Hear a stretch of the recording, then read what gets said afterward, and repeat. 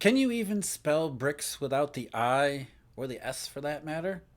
I'm sure you've heard it by now. It was all over the place earlier this month. The BRICS countries, they're holding their summit in the month of August, and they're going to announce, according to many, a brand new currency. A new currency that is going to challenge the US dollar and eventually dethrone it as the new global reserve. And they're going to do so by going back to the gold standard, at least according to the world's gold sellers, who are telling us to expect the dollar to plummet to zero, because that's what always is going to happen in these situations, and it never does.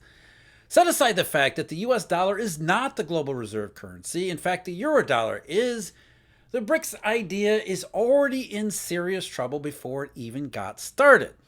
The I in BRICS, India, has already said unofficially that it has no interest in this brand new currency to begin with, which is odd because out of the five, Brazil, Russia, India, China, and South Africa, India is in the best shape. Its economy is doing well. Its finances and monetary system, unlike China, we're not seeing dollar bond defaults one after another after another. Not only that, the Indians have a well-known and well-earned desire and taste for gold bullion, at least among the population. So one of the most gold-friendly countries there are, the best shape out of the five, the one that you really would want to use as a basis and springboard for a global reserve currency. And instead, earlier this month, India's External Affairs Minister, Dr. S. Jaishankar, said, currencies will remain a national issue for a long time to come, meaning the government's focus in India is on internationalizing and further internationalizing the rupee as India continues to rise as the best example of emerging markets emerging. So without India, that's already a huge setback. But now we're hearing that maybe South Africa was not really on board either. South African ambassador at large to Asia, Anil Suklal, said on Thursday, there's never been talk of a BRICS currency. It's not on the agenda. What we have said, and we continue to deepen, is trading in local currencies and settlement in local currencies. Because the Eurodollar, as we know on this channel, has been malfunctioning for almost 16 years now, presenting enormous challenges that countries around the world, and not just the BRICS, have been attempting to deal with in various ways for a very long time. And as they try to navigate their way through this global dollar shortage, what happens? Every single new idea that comes up, which is never really new ideas, but every new agreement and every bilateral arrangement that is signed and negotiated, we hear it's the end of the US dollar. The dollar is about to go to zero. It's going to be dethroned, and better that it's dethroned by something that is backed in gold. So what we're going to talk about today is the US dollar about to be dethroned because it's not the US dollar, it's the Eurodollar, and why that's not the case. And even if it was, could a gold standard come back and do the dethroning? But first, I'm Jeff. This is Eurodollar University. Thank you very much for joining me. As always, we have Eurodollar University memberships available that talk about this very topic to begin with. And it's one that we need to talk about because there are so many misconceptions about a reserve currency, what it is and what it's supposed to do. It's not the US dollar, it's the Eurodollar system. Memberships where we have exclusive content, including content that I'm going to share with you today on the anniversary of our launch of Eurodollar University. We also have research subscriptions available. Don't want to forget those. Research, I contribute a daily briefing at Markets Insider Pro, as well as a deep dive analysis where we dive deep into these topics, including I dove deep into this topic just a few days ago, deeper than we're going to go to here. All the information about memberships and research subscriptions, Eurodollar.University, celebrating 1 year of existence. Going back to the gold standard, it sounds romantic. It sounds elegant. And to the sound money proponents like myself, it sounds like a great idea. But there really is no way back to something like gold. And to show you why, at the end of this video, in a couple of minutes, I'm going to present to you Eurodollar University's The Basics video number 1, which explains why we moved away from gold settlement and commodity token settlement and even physical settlement and into the Eurodollar era where we do things electronically. Why do we do things electronically? And why is the Eurodollar resemble more closely a computer network than it does a currency system? And what does that actually matter in the context of a reserve currency? Because a reserve currency, first of all, is not what you maybe think it is. And what the reserve currency actually has to do is be able to intermediate between very different systems.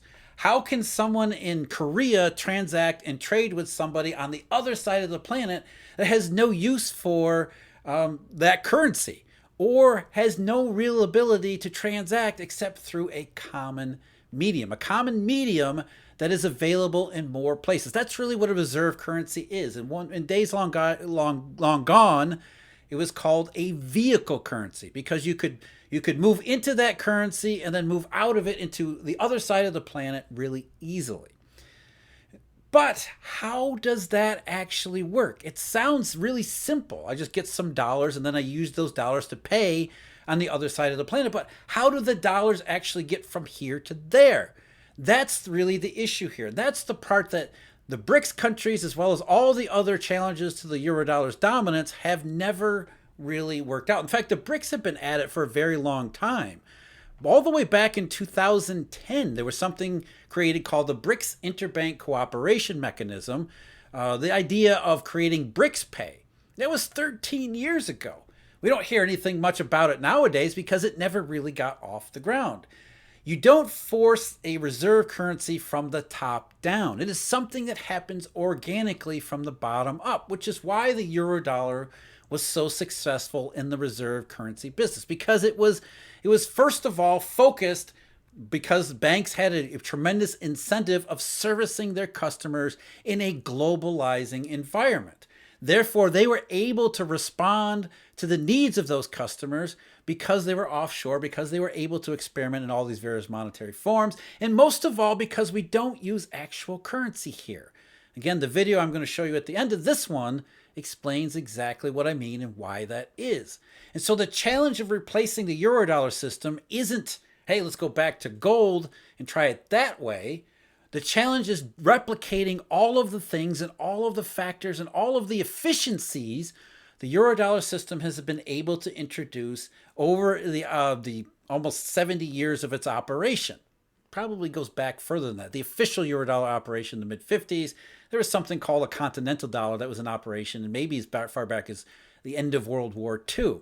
But either way, to dethrone the Eurodollar means to replace all of those capacities. And that's something that various countries, including this BRICS Pay experiment, have found that is incredibly difficult to do, if not impossible. Now, we can go on for quite a long time about what that means, but here, a question a lot of people ask is, can we go back to the gold standard? And the answer is, sadly, no.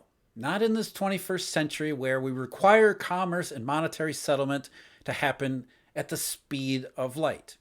And so here I'm going to introduce to you, in celebration of the 1-year anniversary of Eurodollar University, our basics video series. The first one, what is money and how does it work in an international setting?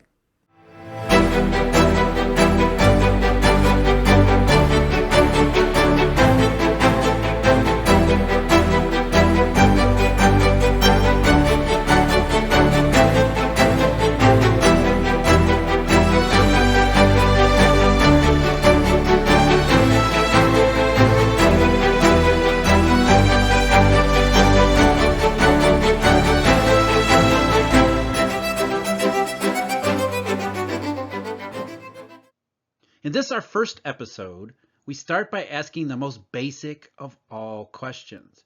What is money? When asked to consider that very question, most of us understandably think of those funny-looking pieces of paper with government scribbling all over them. Tangible script, which declares itself legal tender. A physical Federal Reserve note, colloquially known as a dollar bill. Some might even think back further in time and tradition to when dollar bills were no more than written claims on commodity money, or gold. In either case, money as a corporeal medium. Those are merely potential formats, though, as money itself is even more basic. It is the second piece of a two-part process. First, there is a demand for payment, one which must be communicated between the parties engaged in any commercial or financial transaction. An exchange of goods and services which gives rise to the second piece in the process. The act of settling, therefore satisfying the demand for payment. Where money is a physical piece of government paper or privately held chunk of commodity, the act of settlement is in the physical exchange of whichever kind of token. This monetary format is so intuitive, we scarcely give it any thought. When you walk into a grocery store, the communication of demand for payment doesn't even need to be explicit. It is implicit once you take the goods out of your grocery cart, place them on the checkout, and have them priced.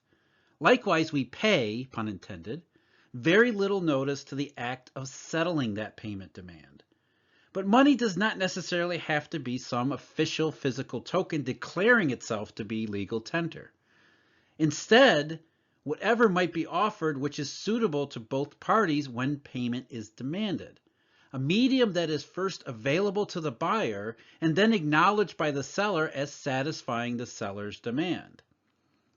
What therefore makes the most effective monetary medium is one that is most widely acceptable as the means to settle the demand for payment, while at the same time being generally and easily accessible to anyone seeking to engage in commercial and financial transactions. This text will no doubt be recognizable to Eurodollar University scholars. It is something I use frequently for review prior to engaging in our classroom videos. The Eurodollar came to be the world's reserve currency arrangement simply because it offered the most efficient and constructive means to satisfy both these monetary requirements. The communication of demand for payment and then the medium by which to settle those demands. In becoming this, it also became unrecognizable as currency or money the public understandably associates with those terms. Indeed, as I remind Eurodollar University money study researchers before they daringly enter our classroom, the Eurodollar method most closely resembles a telecommunications network rather than what everyone has been left to imagine can be a reserve currency. But what does that really mean? Why a telecommunications network, and how would one function as a global monetary basis? Let's use a crude and stylized example of international trade. This will be an overly simplified illustration just for our conceptual purposes, as even centuries ago, sophisticated money markets, more like the Eurodollar than not, had arisen and flourished in places like London and Amsterdam. The reason why they had are largely the same as what gave rise to our current method. We can imagine some goods produced in Britain then shipped along to America. The goods producer will obviously demand payments for those goods, communicating that demand in physical paper format, which, like the products being sold, has to be transported across an entire ocean. Once the paper draft is processed, then accepted as valid, the demand for payment having been communicated, the buyer of the goods in the US has to arrange for the shipment of physical money, gold in this example, all the way back across the ocean to then finally satisfy the original demand for payment. It is a cumbersome, drawn out, and highly inefficient process. From beginning to end, it might take a prolonged period of time, slowing down and limiting the commercial process by the maximum speed at which payment demands might have to be literally communicated, and the equally lengthy process to return tokens in order to settle them. A process which is fraught with substantial risks. Physical money requires physical transportation, itself an increased cost, as well as susceptible to frequent interruption. A shipment of gold might encounter anything from pirates to severe storms, which could keep it from reaching its ultimate destination to complete the compulsory two-part monetary procedure. Rather than undertake the uncertainty and hazards of physical settlement by actual shipment of tokens, what if instead merchants on both sides of the ocean could appeal to bank agents who would be given the task of settling payment demands in another more efficient fashion on behalf of those merchants. Instead of shipping New York gold back to London, the Bank in New York could credit the Bank in London the acquired amount on behalf of the goods producer. Since trade regularly, frequently goes in both directions, the next time goods might be sent in the other direction from the US to the UK, the London bank would pay for them on behalf of the local UK buyer using the credit it has already been given on the banks of the book in New York. These banks in New York and London need only keep track of how much is owed from one place to the other and how much is owned and by whom in each place. No physical money would need to be moved anywhere, only book entries on individual book bank ledgers. These merchant banks, therefore, could process monetary transactions in any common theoretical or fictive medium which is acceptable to both processors and the merchants on whose behalf they're acting, even if no physical money ever once changes hands. Remember, money is nothing more than the means to settle a demand for payment. In this arrangement, it doesn't need to be gold or physical dollar bills. A demand for payment is communicated and then settled by nothing more than concurrent book entry on these ledgers. The use of book entry rather than physical medium has been a fixture of the Eurodollar system from its very beginning, indeed a full part of its appeal.